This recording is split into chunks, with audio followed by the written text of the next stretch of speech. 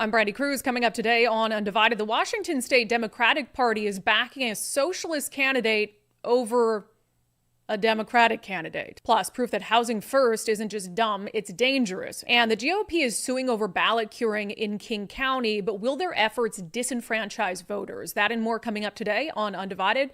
Remember, you can support our show for just $5 a month by signing up at undividedpod.com.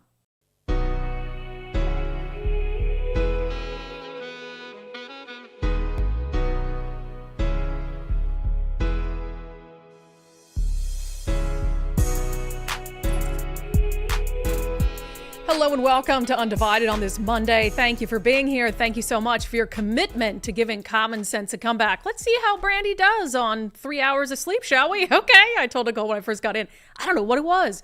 There's so much going on. There's so much going on with the show, with politics. My mind was just like, last night. I took sleep meds last night because the night before I didn't sleep at all. Man, I should have taken something last night to get to sleep. But let's see. Maybe I'm just like running on just adrenaline. Another thing I want to tell you, so it's a short week of shows this week. Let's just talk about it off the top. I'm going to be gone Wednesday, Thursday, so we won't have a live show. However, are you ready for a double dose of Undivided? Tomorrow, not only will we be doing our regular live show at noon, but we are going to be here because it's debate night in America and Washington tomorrow. So we're going to do live debate analysis immediately following the conclusion of the first gubernatorial debate. So we will, the presidential debate's happening on ABC, and then King 5 News is hosting the first matchup between Dave Reichert and Bob Ferguson. So we will be live right here with analysis starting around 9 p.m. tomorrow. So please join us for that. Looking forward to it. Yes. Wouldn't just leave you early on vacation and then leave you hanging with my thoughts on the debate until I get back on Monday. What kind of cruel world would that be? Speaking of cruel worlds, we know that purity tests are not unique to any individual party. If I hear one more person called Dave Reichert a rhino, I'm going to throw up in my mouth. So certainly it happens with the Republicans, but I think that it's more consequential with the purity tests that are being applied to Democrats in Washington state. Why do I believe that? Well, because just by virtue of this being a blue state, Republicans and mainstream Republicans have traveled more to the center by and large. Most of our Republican candidates are moderates. But Democrats are in control in Washington. They're really good at winning elections in Washington because they have the voters to be able to do it. And so they kind of get to decide who they want to be as a party. And they have decided to be very far left, progressive, borderline socialist as a party. And when the Democratic Party, led by progressives and borderline socialists, when they decide to institute purity tests, what they end up doing are alienating reasonable, moderate, logically thinking Democrats who don't buy into some of these far left ideas and policies that have put the state in the position that it's in right now. So because Democrats and the Democratic Party are in control and they're pushing very far left candidates, it becomes a really serious thing when you talk about the purity test that they're applying. So let me preface this entire segment by saying I was really hard on the Seattle Times editorial board last week. I'm sure I will continue to be hard on the Seattle Times editorial board for their endorsements or lack thereof from now until November. But I'll give them credit. They did one thing right over the weekend, and they endorsed Andrea Suarez for State House of Representatives over a bona fide socialist in Sean Scott. So apparently that's the only time that the Seattle Times editorial board will make anything remotely resembling a rational decision is when you have a Democrat facing an actual socialist. So they're like, well, there's no Republican in this race for us to vilify. It's two people on the left, but we can't in good faith endorse a socialist. So I guess it's Andrea Suarez. And they didn't even endorse Andrea Suarez before the primary. They endorsed someone else. But so they're recommending Andrea Suarez, of course, of We Heart Seattle, a good friend of the show, for the 43rd Legislative District Position 2, which is Seattle. So we're talking about who's going to go represent Seattle in Olympia. Andrea Suarez, who spends all her days and nights fighting homelessness, helping people who are living on the streets, cleaning up encampments, or Sean Scott, a socialist who wants to defund police, who said that these riots and acts of civil unrest where they block freeways and the access to airport are a Pacific Northwest tradition that he is going to support continuing. So real crazy stuff here, right? So let's just read the Seattle Times editorial board's rationale here, shall we? Again, I'll give them a little credit for this, but it was a very easy decision to make, right? I mean, Socialist or Andrea. It says Andrea Suarez would bring to Olympia valuable hands-on experience with homelessness, substance abuse, and livability. They point to her work with We Heart Seattle. They said that she would be a good part of conversations that need to be had about those issues in Olympia. It says voters in this very progressive district that includes downtown Capitol Hill, Madison Park, and parts of the University District would be well served by Suarez's dedication to seeing positive results instead of hewing to ideological purity tests. Before the August primary, the editorial board endorsed newcomer Daniel Carusello. That's probably Carusello, who did not make, if I don't know how to say his name, there's a reason he didn't make it through the primary, who did not make the top two finalists for the general election. At the time, the board believed that Suarez had difficulty answering questions about key legislative issues.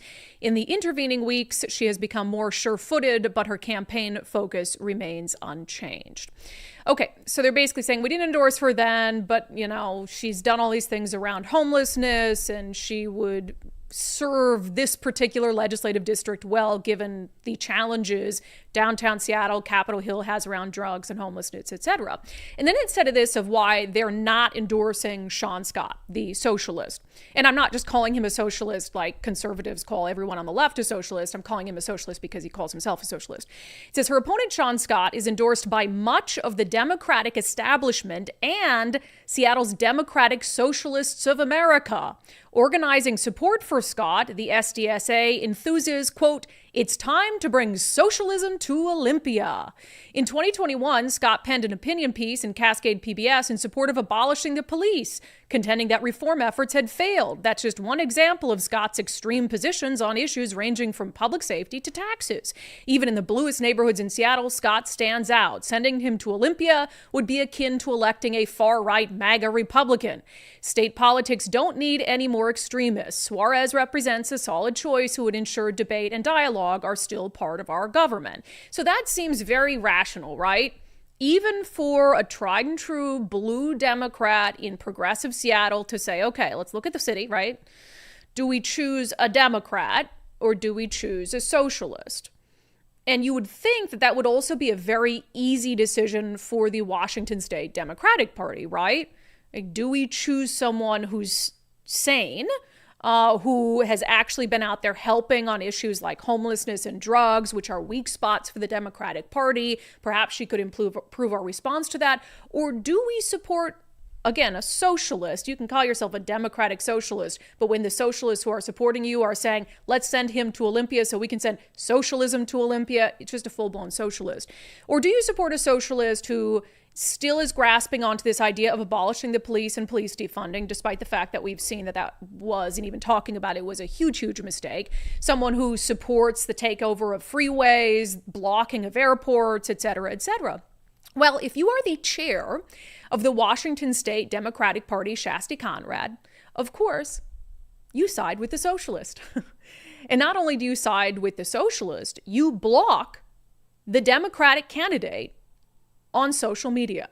Yeah, that's right. Over the weekend, Shasti Conrad, the very far left chair of the Washington State Democratic Party, blocked the Seattle Times endorsed actual Democrat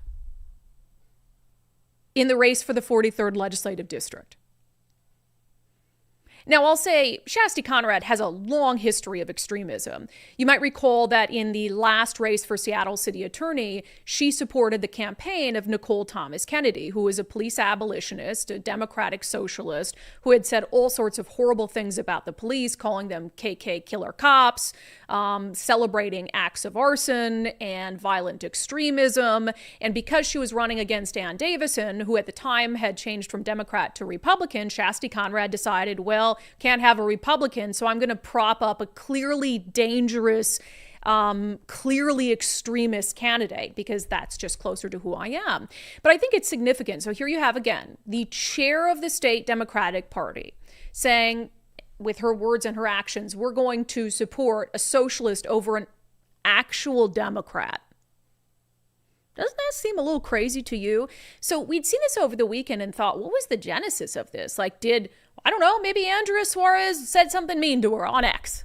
Maybe Andrea Suarez was personally attacking her or something, and there's reason to explain beyond just policy disagreements why the chair of the Washington State Democratic Party would block a Democratic candidate on social media. Well, this is what immediately led up to the blocking.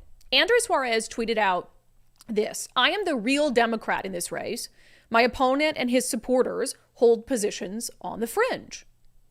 And in it, she linked to her campaign website, where she wrote a little blog post on the website called "Radical Politics, Distorted Perceptions." I'll read just a portion of it.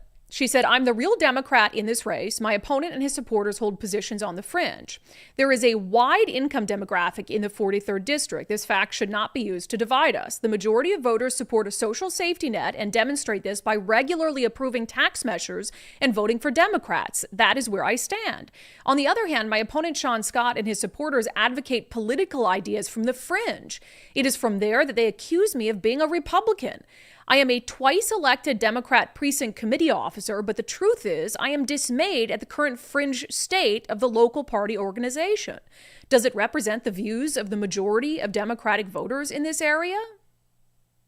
So because Andrea Suarez, again, a Democrat, with some pretty, I would say, moderate views, but pretty necessary views right now for Democrats in Seattle to hold around homelessness and drugs and general disorder, because she dared to question whether socialist ideas are too extreme for even Seattle, the chair of the state Democratic Party blocked her on X.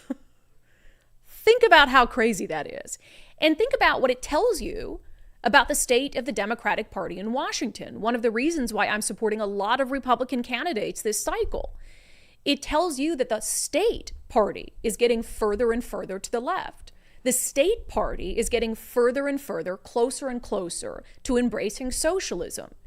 If the state party chair is so triggered by a Democratic candidate simply asking whether socialist ideas are too extreme for Seattle, that earns her a block from the state party chair on X.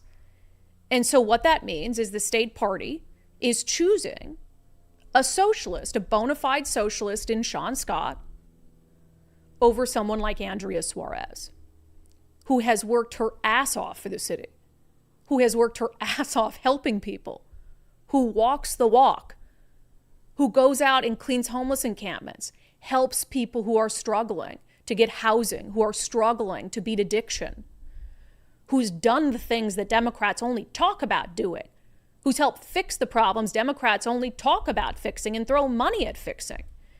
So that tells you a lot about the state Democratic Party. They would side with someone who wants to abolish the police still, someone who's fine with acts of criminal unrest still, over someone like Andrea Suarez, because Andrea dares to question whether, hey, maybe we're going too extreme as a party. This isn't the first time that this sort of thing has happened either, where you have a Democrat like Andrea Suarez, who's fairly moderate, being absolutely shunned by the Democratic establishment. It happened in 2019 when now Seattle City Attorney Ann Davison had just run a race for Seattle City Council. You remember, it's a race she lost. But in January of 2020, after that race was completed, after she had lost the 2019 election for City Council, she came out in Shift Washington and she published an op-ed. The title of it was "Why the Democratic Party is Over for Me." And in it, she explained that she was leaving the Democratic Party and she was going to become a Republican because the Democratic Party had completely alienated her over very reasonable, moderate views. I just want to read this because, again, it's from 4 years ago. She said, "All my life, I assumed that the Democratic Party believed in acceptance and tolerance, but that was not my experience in this race. Those claiming to be the most tolerant through their political party affiliation showed their intolerance to differing political thought and approaches to problems. They had to shame me and many others, including thousands of voters, for having such political thoughts. I say that is the opposite of tolerance and in fact harms our democracy more than a lot of other things. Claiming to have a virtue while doing the opposite is what should not be tolerated." Ann Davison went on to say, as I assess the balance of politics in our state, I see the Democrats and the Socialists claiming tolerance at the same time as they shame those who speak up to question them. Democratic leaders in Seattle are more than willing to spend hundreds of millions of our tax dollars without much care for actual outcomes or concern for our voices because the optics of spending the money to look like they care is more important than actually improving problems. I see them demonize businesses, large and small, instead of bringing them openly to the table. Then I see the local Republican Party, which has openly accepted my liberal social views because they want a pragmatic leader who wants to work hard, bringing people together and focusing on solutions. That situation Ann Davison found herself in 2019, 2020 in Seattle, and her decision to leave the Democratic Party sounds a lot like what's happening to Andrea Suarez right now. And there's one consistency there, because who was the chair of the King County Democratic Party back when Ann Davison wrote that? Any guesses? Shasti Conrad. Shasti Conrad was the chair of the King County Democratic Party before she became the chair of the Washington State Democratic Party. She shunned Ann Davison for being pragmatic, for not being an ideologue, for actually talking about, no, it's not okay to leave people in homeless encampments on the street. No, it's not okay to let people inject needles in their arms. No, it's not okay to vilify the police. No, it's not okay to riot. She was shunned by the local Democratic Party, led by Shasti Conrad.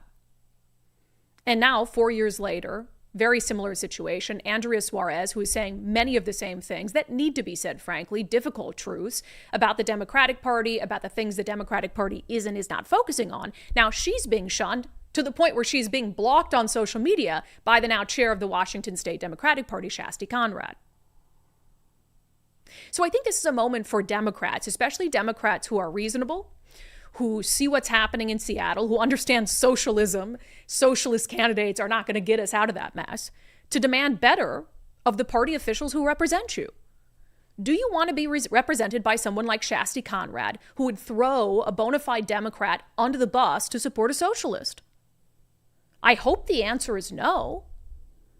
But if you don't stand up to her and other Democratic leaders like her, who are supporting fringe ideas and vilifying reasonable Democrats, then you can already see the direction that your party is going and that it's going to continue to go. And at some point, there's going to be a whiplash and there's going to be a backlash. It might take 5 years, it might take 10 years. But if you want to see Washington State become a Republican state, if you want to see Washington State go purple and then red within our lifetimes, continue to support leaders in the Democratic Party like Shasti Conrad. Because you already saw Ann Davison become a Republican. I think that Andrea Suarez could take a similar route, if not leaving the Democratic Party after the way it's treated her. So that's my challenge to you. If you want to see Washington State become purple then red as Democrats, continue to be led by people like Shasti Conrad. All right, I want to talk flip side, a little criticism today for the state Republican Party. So I've talked a lot about threats to our democracy and our democratic process being perpetrated by Democrats in our state. It's been endless. I mean, from harassment of lawful signature gatherers to Bob Ferguson saying, hey, Secretary of State, break election law on my behalf, to frivolous lawsuits from Defend Washington against the people's initiatives. So I'm not in favor of lawfare being used to undermine votes. I'm not in favor of the Democratic establishment using its power and its influence and its money to undermine the will of voters. And I can't help but feel like the Washington State Republican Party is bordering on trying to do the same thing right now. So I need to be morally consistent. This from the Washington State Standard. Time is tight for GOP lawsuit in lands commissioner race. So you might recall there was at the end of the day, a 49 vote difference after the recount between the second and third place finishers in the primary for the Commissioner of Public Lands race. So that stopped two Republicans from moving forward. Instead, Democrat Dave Updegrove was 49 points ahead of Sue Keil-Peterson. So the Washington State Republican Party ended up filing a lawsuit, and they're challenging some of the ballots that were cured. So remember, curing ballots is when there's an issue with your ballot, you're given a brief window of time where you can cure your ballots. Typically, we're talking about maybe an issue with a signature. But the state Republican Party thinks there's something wrong with the way that King County helped voters cure ballots. According to the State Standard, the party filed a lawsuit on Thursday against King County over the use of an online system to aid voters in fixing or curing signature problems on their ballots, allowing them to be counted. With the lawsuit, the party is trying to get about 2,000 ballots invalidated more than enough to potentially overturn the primary results. In its suit, the state GOP claims the online tool used, called unDivided, doesn't comply with a provision in state law that calls for information that voters use to cure ballots to go directly and securely to county auditors. The problem, according to the complaint, is that this information goes first to the company that operates unDivided and then to the auditor. King County Elections says it has used the unDivided platform for more than a decade to provide ballot access to military and overseas voters and for King County Conservation District elections. But just starting last November, they started using it as an online tool for voters to resolve signature issues on ballots. So that sets up the issue and the complaint and the lawsuit that the state GOP filed. They basically say, look, King County, only county in the state that uses this unDivided software, allowed voters to use that third-party software to be able to cure or fix their ballots. And they contend that that violates state law that requires that the issue for curing ballots goes directly to the auditor's office, and there isn't this intermediary. So they're saying that unDivided, to be used in this way, is not lawful. It violates state election law. So Dave Updegrove, who again, after the initial primary count and then the recount, it's certified he's moving forward to the November election. He released a statement saying, this was just on Friday, he called the suit frivolous and irresponsible and said it would disenfranchise thousands of legal King County voters who had their challenged ballots cured before the certification deadline. He said that constitutes a direct attack on voters' rights and is just the latest evidence-free mega effort to undermine public confidence in the integrity of our election system. He said, I'm confident the courts will reject it quickly. So one thing on that, I'll say, where was Dave Updegrove when Democrats were stomping all over our democratic process? So, I get it that I'm going to get to my opinion on this. There are aspects of this that I agree with, his statement on this particular lawsuit. But I just find it really hard to find any Democrat morally consistent who wants to MAGA attack on democracy this, MAGA attack on democracy that. But then Bob Ferguson asks the Secretary of State to break the law, nothing to see here, folks. Oh, hotline to harass lawful signature gatherers, nothing to see here, folks. Oh, defend Washington behind the scenes, quietly trying to get all of our initiatives thrown out, nothing to see here, folks. So spare me the moral hypocrisy. But here's what Jim Walsh, the chair of the Washington State Republican Party, said when asked about this, the criticism. Pressed on whether he thought the lawsuit could disenfranchise voters who fixed signature problems on their ballots using a process sanctioned by a county government, Walsh replied, "You can't disenfranchise a cured ballot that wasn't cured legally. That's putting the cart before the horse," he said, adding that the use of the online platform raises fairness concerns for voters outside of King County where it's unavailable. So a couple things here. I'm fine with the lawsuit to challenge whether unDivided should continue to be used in King County in the future for the purpose of curing ballots. If use of that software truly violates state election law, then yeah, it shouldn't be used anymore. We shouldn't have anything happening in our elections that violates election law. That's a no-brainer. So that's something a judge absolutely needs to make a decision on. I disagree with the desire or tactic of the Washington State Republican Party to try to get more than 2,000 votes thrown out, potentially changing the results of the election. The bottom line is no one on the Republican side or on the Democratic side or at King County elections is questioning whether these 2,000 or so ballots that are being sued over belong to lawful voters. No one's questioning that. These are lawful voters who cast their ballot on time, who, because of some issue, usually a signature, had an opportunity under the law to fix that ballot before certification.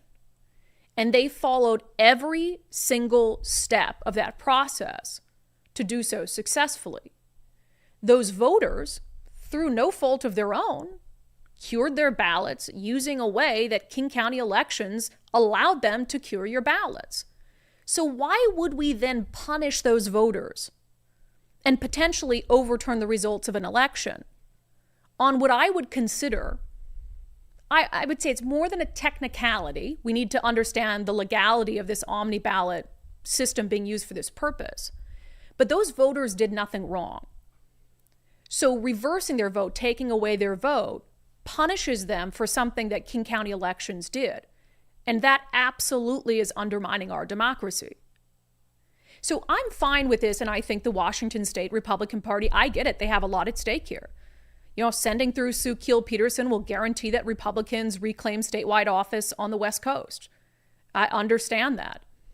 But if Republicans want to have any leg to stand on when it comes to going after these other attacks on our democracy from Democrats, I would hope that if a judge decides to review this case rapidly, because the timeline here is short, because ballots need to be printed, they're going to go start like the week of September 20th to overseas voters, military, for instance, and then we're going to get our ballots mid-October. So this would have to be sorted out before ballots go to print. Let's say it is. Let's say a judge decides to review this very, very quickly. I think the Washington State Republican Party should come out and explicitly say that they only want a decision and a ruling on whether King County can continue to use omni-ballot for future cured ballots.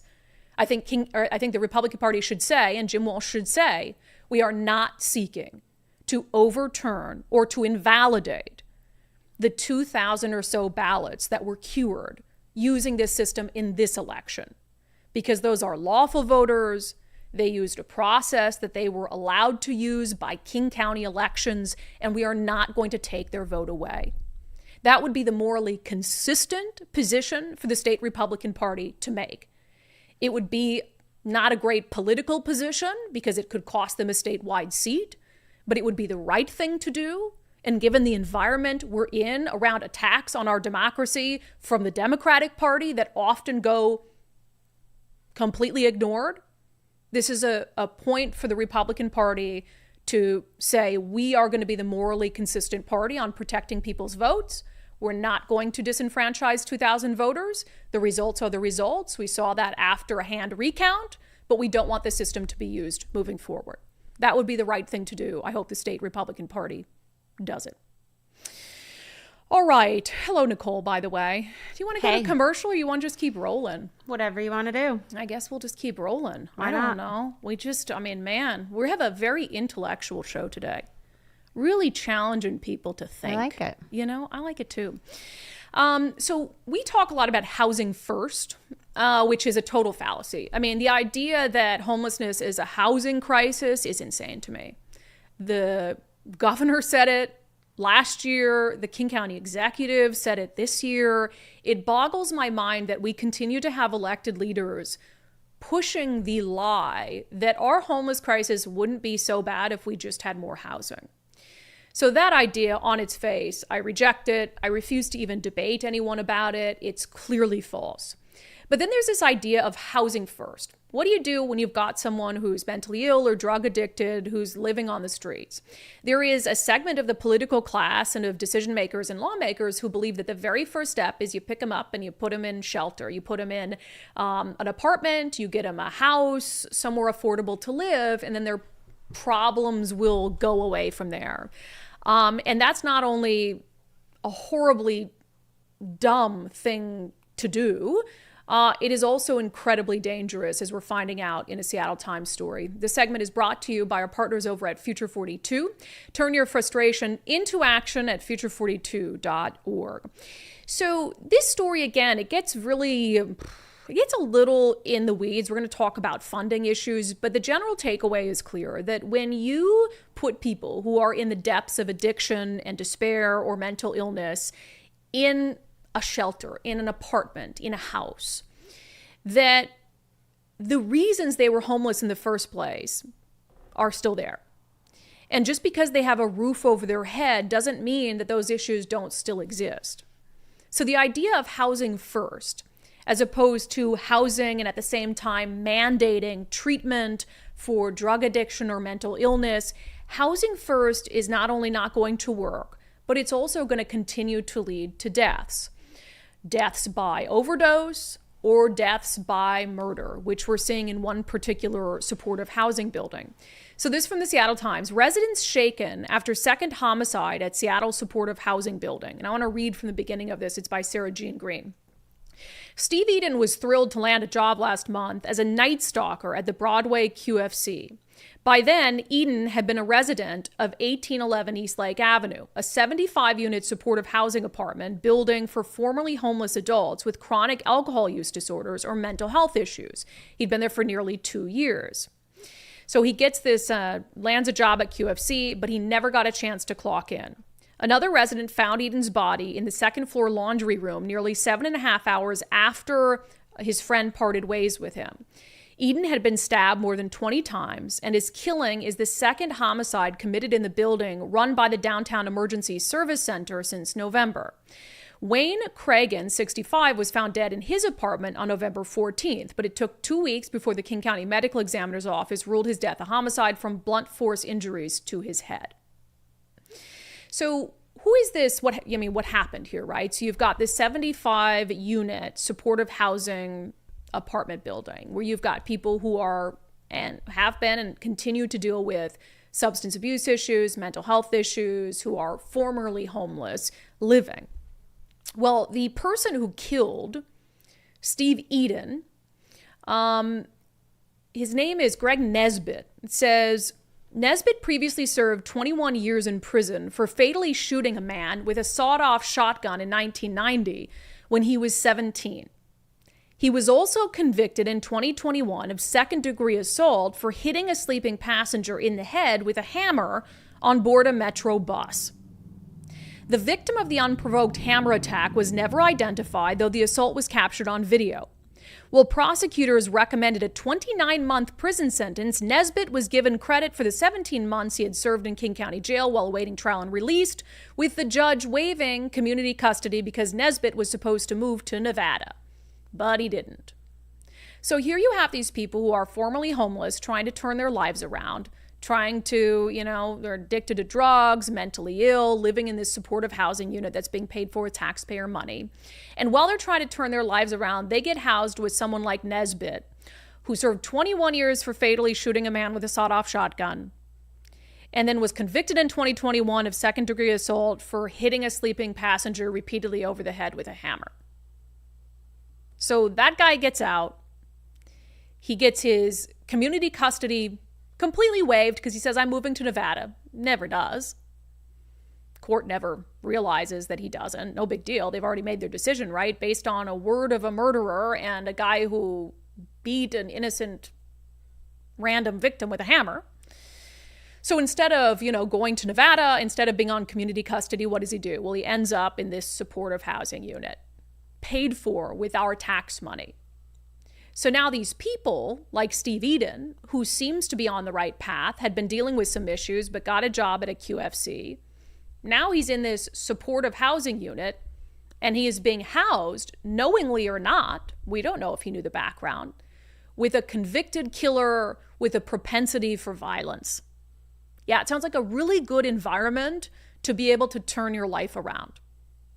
I think one of the really telling parts of all this is the Seattle Times reporting on just how poorly run this facility is, but also DESC, which runs it, the Downtown Emergency Services Center, which I'll get to more on that in a moment. It says one of the residents who talked to the Seattle Times didn't want to be named because she fears for her safety and is concerned about jeopardizing her housing. She said the man who was killed was a silly guy, very nice and always polite. She said that while police have taped over the door to the laundry room where Eden was stabbed, no one has cleaned up the crime scene. She told the Seattle Times, it smells like death. It's miserable.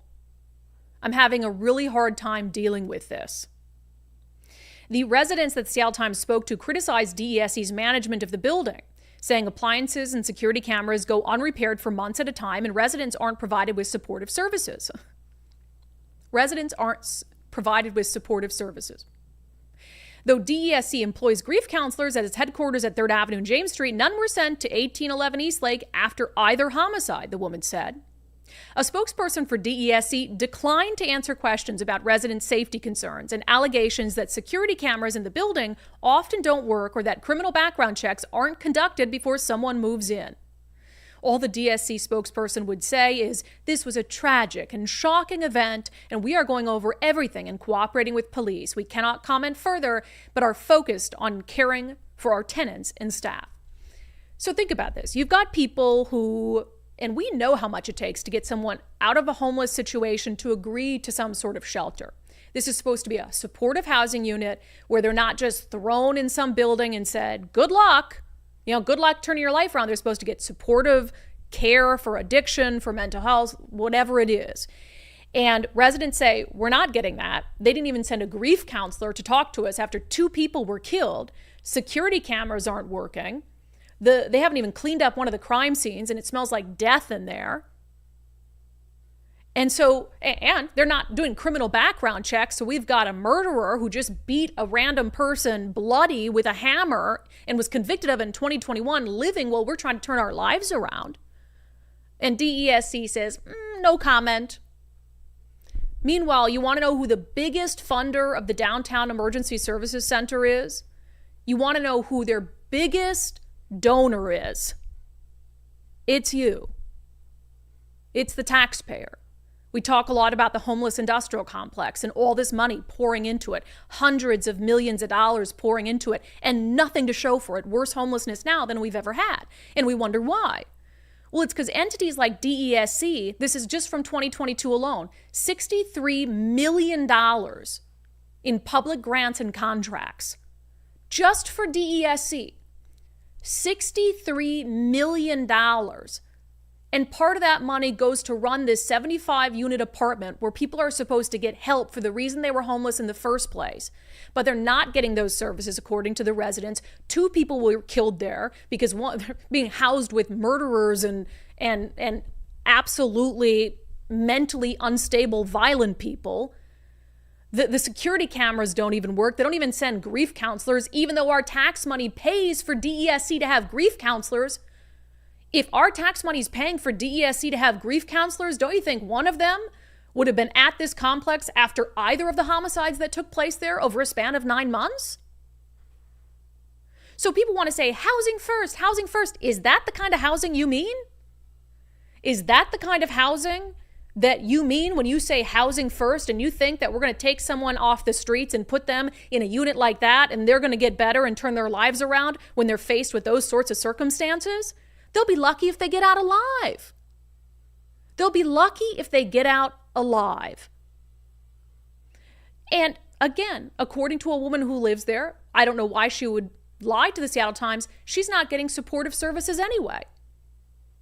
So housing first, if it's going to come hand in hand with support, we're going to give you a roof over your head, but you have to abide by our plan to get you treatment for drug abuse or mental illness, which is something the left hates. They hate that you have to they hate any sort of suggestion that it has to be a quid pro quo, that you can get housing, we have housing for you paid for by taxpayers, but you have to get help in the process. So here they claim that that's what it is. Yes, but you have to get help, but they're not getting help, clearly. Not getting help, they're getting murdered. To the tune of $63 million we spend for homeless people to just say, for DESC to say, well, there's a roof over their head, so everything's going fine, when everything's not going fine. When they're still struggling with addiction, they're still struggling with mental health issues, the place is a disaster and people are getting killed. So not only is it an issue of housing first is just a fallacy, unless you can put 75 homeless people, you can take them off the streets and put them in this apartment complex, their circumstance hasn't bettered at all. They might as well be living on the streets still, if you're not actively trying to make their lives better. And I would argue maybe they would have been better off on the streets. Maybe they would be alive today if they were on the streets. So the idea that you can do that, the housing first idea, just doesn't make a bit of sense to me if there is not mandated help that comes along with it. But then on top of that, even if you do think it's a good idea, housing first, do you support how DESC is running this housing? Is this the kind of housing first you want your hard-earned tax money to go to the tune of $63 million in 2022? I think that's ridiculous. We should want every dollar of our tax money that's going to help the homeless to actually help the homeless, not put them in a dangerous environment where they're going to get stabbed to death in a laundry room. So housing first, only if it comes simultaneously to mandatory treatment, is a no-brainer. And every step of the way, there has to be accountability. Accountability for the formerly homeless person and accountability for agencies like DESC, who are getting tens of millions of dollars a year, hundreds of millions of dollars over the last 10 years, and have very little to show for it. It's time to say no. It's time to put our foot down. All right, coming up next in our segment, Unbelievable, the homeless White House. We're finally going to talk about it. I've been ignoring it for like a week, and I'm like, okay, I guess we got to talk about the guy who made a giant copy of the White House in Soto. First, I've got some good news. So I've been talking about Natchez RV Resort and saying, hey, if you have an RV, they got all these lots. Well, guess what? Even if you don't have an RV and you're like, I'm not planning on buying one, you can still enjoy everything that Natchez RV Resort has to offer. So they let us know that they now have stunning turnkey park models right there ready to go. So if you don't have an RV, they've got turnkey park models available for you to purchase and for you to stay in. Perfect way to make Natchez RV Resort your home away from home. They also just opened their brand new, huge 4,300 square foot clubhouse, completely luxurious. It's got expansive great room, indoor-outdoor fireplace. It's an entertainer's dream, gourmet kitchen, gym, fitness center with showers and laundry. I mean, you absolutely have to see it. But how nice is this? Look at those things. Those are beautiful. Even if you do not have an RV. Turnkey park models. So that might be an option for those of you who've been thinking, I don't have an RV, but Natchez RV Resort looks pretty nice. And they've got first-class amenities, pickleball, tennis courts, playground, dog park, miles of recreational trails. A beautiful saltwater swimming pool and spa will be open in just a few weeks. And 300 days of sunshine. Year-round family fun. Kind of hard to beat that. So make a reservation now to come check out the stunning park models, gorgeous new clubhouse, and the amazing lifestyle at Natchez RV Resort. You can book it, natchezrvresort.com, natchezrvresort.com. All right, so, homeless encampments are an eyesore, but what if it is a 7-foot-high replica of the White House that uses spare slabs of wood and a bunch of red paint? White paint. Why'd I say red paint? And a bunch of red paint. Well, apparently that's not an eyesore. That's something to celebrate. Let's talk about it in our segment, Unbelievable. That's my 3 hours of sleep. White paint, red paint. Boop. All right. So we've seen all sorts of creative homeless encampment situations. Remember the 3-story pallet one? I think it was like in Woodland Park or something. Mm-hmm. Guy built like a 3-story house out of pallets and plywood and stuff he found. But whenever I see stories like this, the first thing that comes to my mind is, how long did that have to be allowed to happen for it to get to that point? It just shows you, like, sometimes these homeless encampments are there for years with no one checking on them, no one clearing them. And that's the case here. This guy was able to build a legit, I mean, honestly, any kid would be happy to have that as a playhouse, as long as it wasn't like, around drugs and needles and stuff. It says, this is from mynorthwest.com, quote, not all encampments are eyesores. Man's makeshift White House catches the eye. The homeless man asked to remain anonymous and not have his name revealed.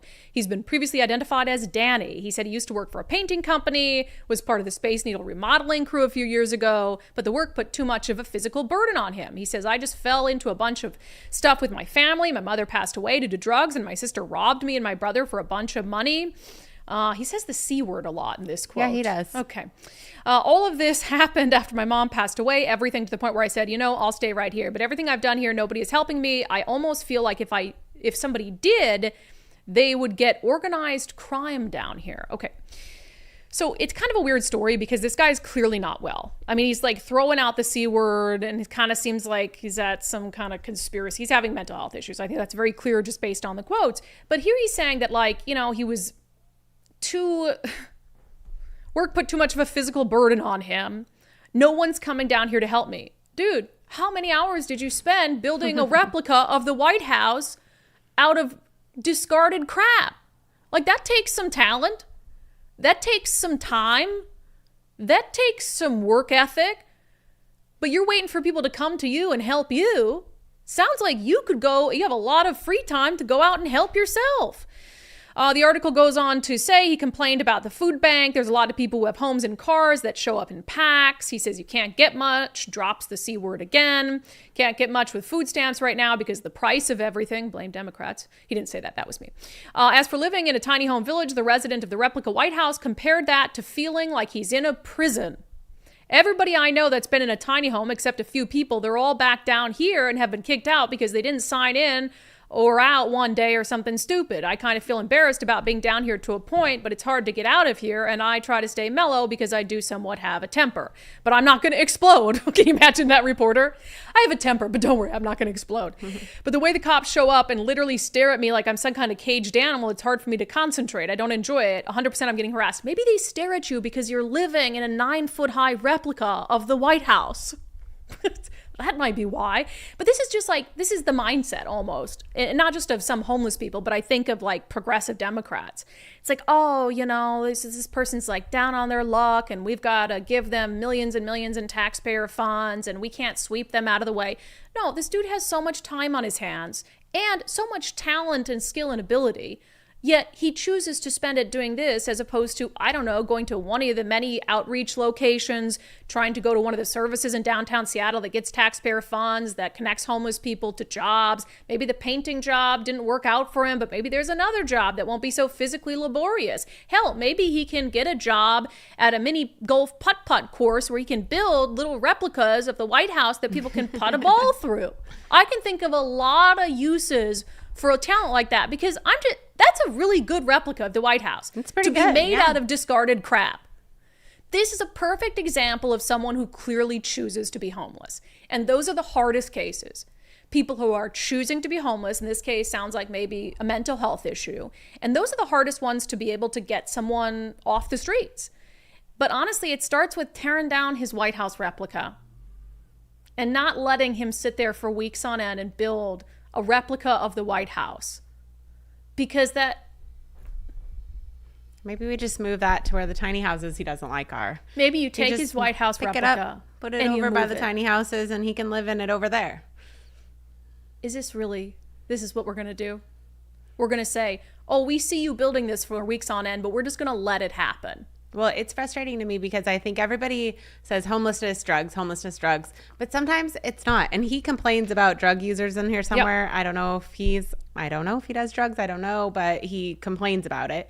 But I think that oftentimes things get lumped into like, we just got to fix the drugs. We got to arrest these. But this guy is not, we can't arrest him. He's not, he's not doing drugs. He's not doing anything really arrestable other than living on the streets, I guess.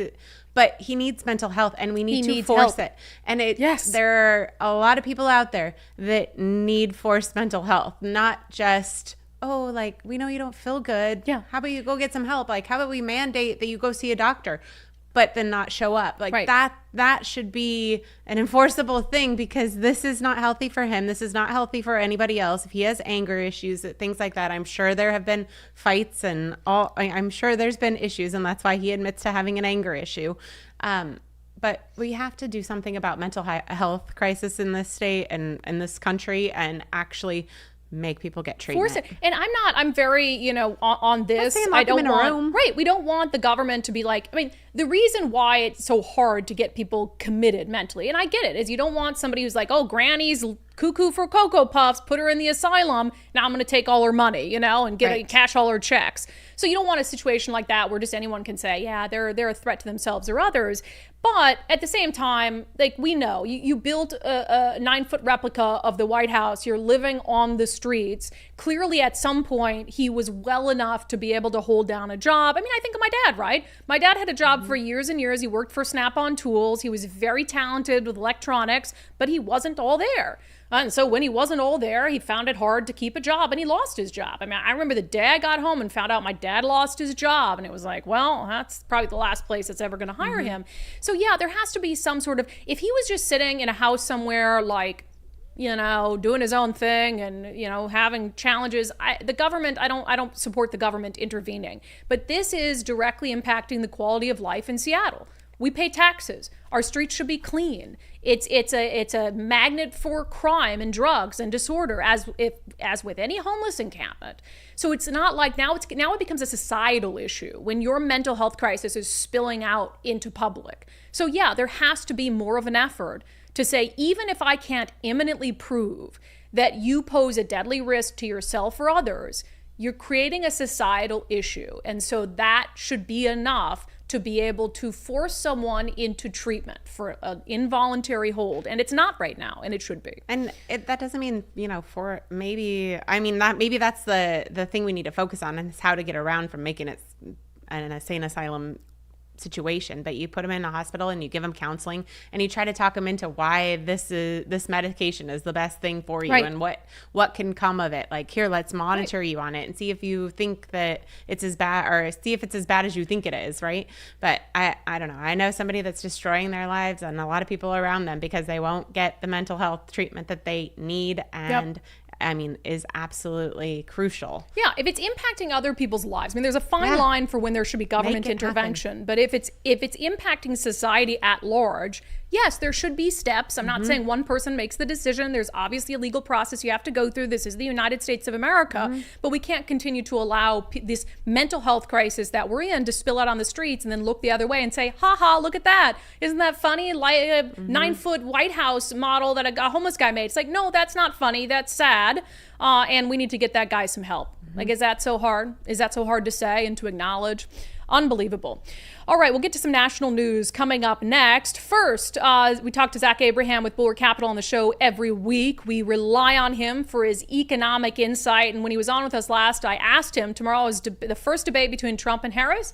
I asked him what advice he would give the former president. Well, he's up on stage. I'm looking at him going, my political strategy would be rope-a-dope, right? Sit back and let her punch herself out. Sit back and let her talk. When your enemy is destroying himself, don't interrupt, right? But that's what scares me about him is I'm like, Donald has to bark at every passing car. So if he can be restrained and stay out of the gutter and not hurl the personal epithets and insults and all that kind of stuff, just look, her record is horrific, right?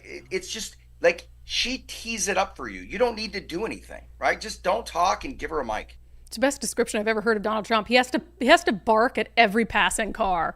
So we'll see how that goes. Always appreciate Zach's insights, and his clients appreciate his insights as well. Zach Abraham, who's the chief investment officer at Bulwark Capital, along with Bulwark's analysts, they track current events closely. They know what's happening globally. They know what's happening in this country, and they adjust to market risks every day to help shield your portfolio as much as possible. Risk management is Bulwark's #1 focus because you only get one retirement.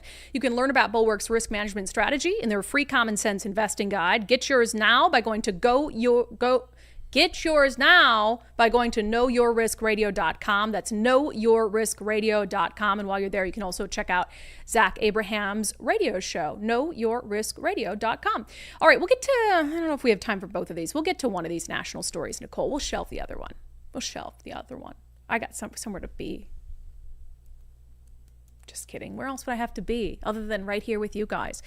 All right. So there was a moment, we talked about this on the show last week. I don't know if it was Thursday's show, this story about how the Russian government was funneling money to something called Tenet Media, which had all these contracts with like 6 conservative social media influencers like Tim Pool. Now, those influencers have come out and said, we didn't know that money was coming from the Russian government. No one had editorial control over our content. So, it's not, they're kind of the victims in this, and that's how the FBI is looking at it. And also, it seems like the FBI, or that Russia was just trying to support American media that they felt like was pushing narratives that they more closely aligned with.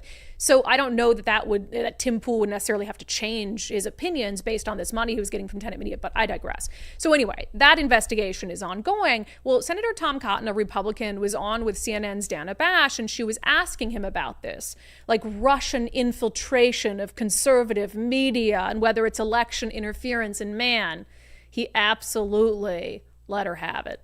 How worried are you that right-wing influencers, people who do have an impact on their constituents, are being funded either directly or indirectly by the Russian government in order to make an impact on this election? Well, first off, Dana, we haven't been in session, so I haven't seen any intelligence about this matter. I've only seen the allegations I've read in the newspaper. People should not knowingly take money from the government of Russia or Iran or China or any other adversarial nation to try to influence the election. But I also think it's fair to say that a few memes or videos in the vast sea of political commentary is not going to make much of a difference in this election, nor has it in past elections as well. What did make a difference in the last election is the lies about Hunter Biden's laptop that more than 4 dozen former intelligence officials lied about in the middle of that campaign. And most networks, to include this one, bought that lie hook, line, and sinker. That did make a difference in the election. But I think a few videos or commentaries, which, again, you shouldn't do if you're out there in the business of commentating on elections, is not going to make a difference in the vast sea of commentary we see. It sounds to me like you're downplaying the fact that Vladimir Putin is using people like Dave Rubin, whose show you went on in February, as a tool for his propaganda. So I'm not downplaying Vladimir Putin's designs or Xi Jinping's designs or the Ayatollah's designs to try to influence our election. But using money to try to promote memes or videos on the internet is not exactly going to make a huge difference. Again, you shouldn't knowingly do that. I don't know if any of these people knowingly did it. Do you know young people who some people only get their information from those memes and videos? But Dana, what would be catastrophic is if a foreign government, say, hacked into the voter registration system during voting, or hacked into election machines and erased votes, or turned off the electricity in a big city on election day. Those are things that are serious threats. A few videos and Are those active threats? Are you? Is that I am worried about those kind of threats, sure. Is that based on what you're being briefed on? It's based on the vulnerabilities that all of our infrastructure around the country has. That worries me a lot more than a few videos or memes. Again, this is the kind of thing that foreign governments like Russia does, and no one should knowingly and wittingly partake in it. But it's really not all that consequential in the grand scheme of things. Now, he had her there with that first response where he's talking about what about Hunter Biden's laptop? And I realize that's whataboutism, but is it though? Because it's fair to point that out. You know, people always say, oh, well, whataboutism. It's like, no. You have Russia funneling money to Tenet Media, which, unbeknownst to conservative influencers, is helping fund segments on their show, which we have no evidence change their opinion or their position on any policy issues on their show. But what did we just talk about last week with RFK Jr. and him saying you have these media organs of the Democratic Party for, I would say 15 years plus, the most influential, widespread media organizations in this country have been bought hook, line, and sinker by the Democratic Party, and has not only pushed Democratic policies and idea and actively suppressed Republican policies and ideas, but has ignored critical stories or labeled critical stories as like a far-right conspiracy theory. And we are not allowed to question whether that is influencing elections. You don't think that a media ecosystem that is actively pushing for one party to be elected is influencing elections? So whether it's money coming from Russia or right here at home, just biased media pushing a narrative. And that's the thing that gets me with Dana Bash and CNN in this segment. The media is completely unwilling to take criticism. I think it would have been a home run for Dana Bash to say in that moment to Senator Cotton, you know what, you're right. We were wrong on the Hunter Biden laptop story. And that might have influenced votes. And CNN needs to take responsibility for that. So let's have a conversation about all of this, about what's happening in conservative media, what's happening in media in our country, and let's do better for people. But she didn't do that. She just said, oh, well, you're not taking this other thing as seriously. You're not taking it seriously without acknowledging CNN's own shortcomings. You don't have to be a paid actor of some entity. You know, CNN, MSNBC, ABC, CBS, they don't have to be paid by the Democratic Party, by the DNC, to be influencing the outcome of the elections in favor of the DNC. And the same thing with local media here. They don't have to be paid by the Washington State Democratic Party or by Bob Ferguson's campaign to do their bidding. They're doing their bidding already. We talked about that Cairo 7 story, where Cairo 7 TV just ripped off a press release from Attorney General Bob Ferguson, copied it verbatim, and put it out as a news story. That is still up today. That's still up today, 6 days after it was posted, and 6 days after we drew attention to it. So you can be mad that the Russian government is funneling money to conservative media via Tenet Media. We should have a conversation about that, as we did on our show last week. But unless mainstream media is willing to be honest about the extent to which its bias has influenced America's elections, then all of it's just completely disingenuous. All right, with that, let's get to our daily subscriber show poll. Because we have a double debate day in America tomorrow, the presidential debate between Trump and Harris, and then more importantly, and I think one I'm looking forward to more, is the first debate between Dave Reichert and Bob Ferguson. So I asked our subscribers on Patreon, Locals, and X, what topic do you most want to see candidates asked about during tomorrow's gubernatorial debate between Dave Reichert and Bob Ferguson? And I sort of lumped some related things together. So crime, homelessness, and drugs, taxes and spending, abortion, I'm sure a lot of you chose that, or education. Nicole, what about you? In the gubernatorial debate, which of those do you most want to see the candidates asked about? I'm going to say crime, homelessness, drugs. I think locally. Yep. Mm-hmm. Yep. And you echo the thoughts of a majority of our subscribers today. Jeff said, the only question I want asked on abortion is, Bob, why do you continually misrepresent Dave Reichert's position on abortion? Yeah, that's a good one. Not going to be asked. If you think King 5 News and the Seattle Times are going to ask that, you're mistaken. Kick JJ2 said, you always make it difficult to pick. I think all are important, but crime and homelessness and, of course, drugs are a must to discuss. I hope Reichert exposes Ferguson's lies. Then there's a lot to expose there. I mean, you just got to keep coming back to the fact that Bob Ferguson wanted to decriminalize fentanyl. Bob Ferguson wanted to decriminalize fentanyl. So anything he has to say about the drug crisis, the homeless crisis, or the crime crisis cannot be taken seriously because he pushed in 2021 to decriminalize hard drugs. So hard stop. I don't want to hear his ideas on anything else because he led to directly more people's deaths by pushing Democrats to decriminalize it. So that's an obvious one. Let me see. Jackie McWalter Huff, crime, homelessness, drugs. But I also really want to hear about education and taxes and spending. Education is shaping the future leaders of this state, and we need to clean up the books on government spending. There's too much spending our money on pet projects instead of what it should be spent on. 100%. And education, like, it's important, but also we have an independently elected official that's in charge of our state's education system. So certainly the governor has a say in budgets, right, that are being approved in Olympia. So that's really important. Where is our money going to? But a lot of it rests in the hands of the superintendent of public instruction as well. Let me see here. Y says, I'm torn. I voted education because I have 2 kids in public schools. Also, I don't think Ferguson will ever be honest about his crime policies. Nope. Greg, crime and spending, both top issues. Yeah, a lot of people on crime and spending. And that's where you're going to see the biggest difference between these candidates. I mean, Bob will claim like, oh, I'm the public safety candidate. That's laughable. Dave Reichert should laugh out loud in his face because that is just so patently absurd. All right, some other questions and comments on topics on the show today. Weiss Castle, this is actually before the show. I don't know if you had a crystal ball, but you posted on Locals. Brandi, I don't know the details of the omni-ballot system in King County, but I'm highly skeptical of any system being used by a single county in a statewide race, especially when that county is heavily single party and there are enough votes to sway statewide elections. And yes, you said, I'd love your opinion on this Republican lawsuit. So I gave my opinion off the top of the show. And I agree, you know, it's kind of weird that this is only being used in King County. And Jim Walsh said in his statement, it's a matter of fairness because it's not used in other counties. Well, then other counties can use it. There's nothing stopping other counties from using it. The question is, should it be used? And should it be used in this way to cure ballots? Now, King County also has a hell of a lot more ballots to count and to cure than other ballots across the state. So the way they do their elections might have to be different just by sheer volume. But I'm okay with sorting out, does this omni-ballot system for curing violate state law? I just don't want lawful voters who did everything right and as they were asked by the county to be disenfranchised while we figure that out. Baron of Gray Matter, $5 super chat. I knew this was going to come up today and I was going to talk about it, but maybe on the show tomorrow.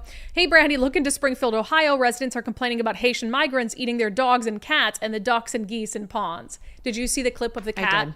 I did. I saw the headline and I refused to watch it. Yeah, I mean, it was like blurred and stuff, but police walk up to this. Okay, you don't want me to talk about it? No, I mean, you can talk. You can tell like, and this cop is like, he's like, did you eat that cat? Did you eat that cat? And she's just like stone-faced. And there's a woman in the background saying, we walked up and she was sitting there eating someone's pet cat. Yeah. No. And then I was seeing these stories. So there's all these Haitian migrants that are in this particular community in Ohio, and residents had this council meeting. They were just like, what do? We don't know what to do. Like, they're eating our pets, and they're at the park, like, eating geese. And as soon as I heard that, I said 5 seconds until somebody says it's racist to criticize migrants for eating something they eat in their home country. And I saw some already. Of course. I saw one. It's like, no, it's not. No, it's not racist to say you can't eat my pet cat.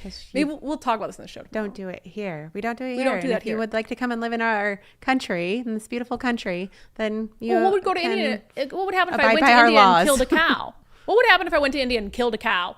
Yeah, right. Right? Mm-hmm. Like, I don't know what the punishment for that would be, but there's cultures and all that, and you have to obey laws. Respect. That's your property, right? It's ridiculous. But yeah. it just shows the challenges. Where So yeah, are I'm we? very keenly aware of what's happening in Ohio. I watched way too many videos of like geese being How did killed you in the watch park. those? and I was just like scrolling right past it. Ugh. It was, well, the cat was blurred, but anyway. So- Baron also says, vote blue no matter who is why they win. Sheep. Yes, little sheeple. Mama Pillow, WA State is so secure they gave millions to Nigerians. Online voting and secure do not belong in the same sentence. Yeah, we don't really do online voting. I mean, there's like for overseas, they get their ballots really early, but this isn't on. So I just want to be clear. This doesn't sound like it's online voting. It's a system where they cure a ballot that's been challenged. So it's the issue the GOP is taking is that omni ballot system being used as an intermediary, but there's no accusation that the ballot didn't belong to a lawful voter who But it's a correctly wanted possibility. to Is that why cure they it. don't like it? Because No. if everything is either mail in or online, then there's literally nothing that you're doing to prove that that's your signature. Yeah, but the thing is that if your ballot is challenged, you're being directly notified. So the county knows whose ballots have been challenged. Okay. So those are the only people who would then use a system, and they'd be correcting a ballot that King County knows has been challenged. It's not like somebody could come out of the blue and say, my ballot was challenged, omni ballot, and then But make up a manufacture a fake ballot. I guess I'm curious about the specifics of it because Right. if you fill out a ballot, you sign it, and you write how they should contact you. So if you have somebody else's ballot, Yeah. you fill it out, you sign it, and you write how they should contact you, which is also not the actual person, let's say, in the hypothetical situation Yeah. that this is not your ballot. And then they contact you on that email address, and they're like, this isn't accurate. And then you say, oh, yeah, it is. That's voter fraud. That's what I'm saying. Yeah. So that's what I'm saying. By this method, does it leave the is the opportunity for voter fraud more significant? That would be a pretty Is that why they're doing weird this? way to commit voter fraud, because you could also commit that same kind of fraud without the omni ballot system in other counties. If you really were filling out someone else's ballot, signing it like them, saying contact me here, other counties, the way you go about carrying your ballot, you could also do that, but you're committing voter fraud. Right. So I'm just not wondering if they're saying saying that it's this easier. isn't. Yeah, I don't know if that would be easier, but again, you're talking about people who've already been contacted because there's an issue with their ballot. So like it's a segment. So it's how they're going about curing their ballot through this third-party software. Okay. Now, I don't see anything in there that like leaves open some extraordinary space for fraud that the rest of our system doesn't leave open through mail-in voting. Now, I'm not saying we should use it. Jim said it's an issue of fairness because other counties don't use it. Right. So you have other counties that are more Republican. easier. Yeah, it makes it easy. So that's the thing. It makes it easier to cure your ballot. So other counties that are Republican, it's not as easy to cure your ballot in this way because they don't use it, even though they could. So it's like King County, heavy blue. It's really easy to cure your ballot. Is that fair? I guess I is have the some question. family in town from Texas, and she was just telling me how excited they are to take all three of their daughters down and vote. And it's a family event, Yeah. and they're going in-person voting, and they're so excited about it. And I'm like, oh, yeah, we can't do that here. I like the mail-in. We'll always disagree on this. I love the sitting at home and putting it in the mail whenever I it like the suits me. convenience, but I like a fraud-free election more than I like the convenience. Nicole. The guarantee of a fraud. That's not the guarantee. How many more states guarantee. that have More in-person probability. voting did Trump accuse of fraud? Because if it wasn't the don't know. mail-in voting, it was the systems. It was the ballot counting systems. I'm not saying that there was fraud. I'm not accusing. I'm just saying the chances of it are less. But has that been shown? Because all I'm saying is when Trump went around suing people after the election, you know how many of those states were not mail-in states where it was like, oh, the ballot counting software, oh, the tabulation machines. So people have questioned tabulation machines. People have questioned the counters. Sure. People question in mail-in voting the chain of custody. Just take one of those things away at least. Well, we don't use we don't use the tabulation thing, machine. So it's just a different people. Like the bottom line is you have to have audits, right? Everyone has to be auditing their system to make sure, and it's the voter rolls. Like the surest way to reduce the opportunities for fraud is to be cleaning your voter rolls, is to, I don't know, make someone show you their ID and their proof of citizenship. But that's what I mean. Before they register to vote. But they could do that in person or not. You could do that either way. So that doesn't. Wait. How are you supposed to show ID if you're not in person? Because when you go to be registered as a voter, when you go to be registered as a voter in this state, like whether you do that in person or online, if you were supposed to show your proof of citizenship, I don't know that it matters which way you do that. Is there a way to register to vote online? There is, right? Oh, I'm sure. Yeah, yeah. So I don't know that registering in person would make a difference in determining someone's No, but when you vote, you have a ballot that says your name and you have your ID and they're like, yep, this is me, done. Yeah. And at least that's taken out of the equation of that's true. Whatever. They should definitely have it at some point in the process where you have to show an ID. But I also just think common sense. that it's a, like I've said this before, but I just think you're taking it more seriously if you're like excited and you go down and you like show your kids that this is what you do as an American and it just needs to be a bigger deal and we take it very for granted these days. Oh, I agree. All right, a couple more, another hot debate between Nicole and I. Hot debate. I'm always the Trump defender. Jeez. Well, you're not defending Trump. I get it. There's no perfect system. It's just like no matter what it is, somebody will find something to like. Oh, absolutely. Well, what about this? And the hanging chads. It's like even when we did it back when it's like punch a hole, it's like, oh, well, that hole hasn't been punched all the way. And it's like, always Jesus, something. People. Let me see. Cindy Shootman. Shasti speaks volumes about herself by blocking Andrea or anyone for that matter. I think I'm still blocked by her. Immaturity and an inability to work with other viewpoints to accomplish anything for the people in this state. Yeah, and Democrats allow her to be in charge of the state party. It's insane. LP Eagles.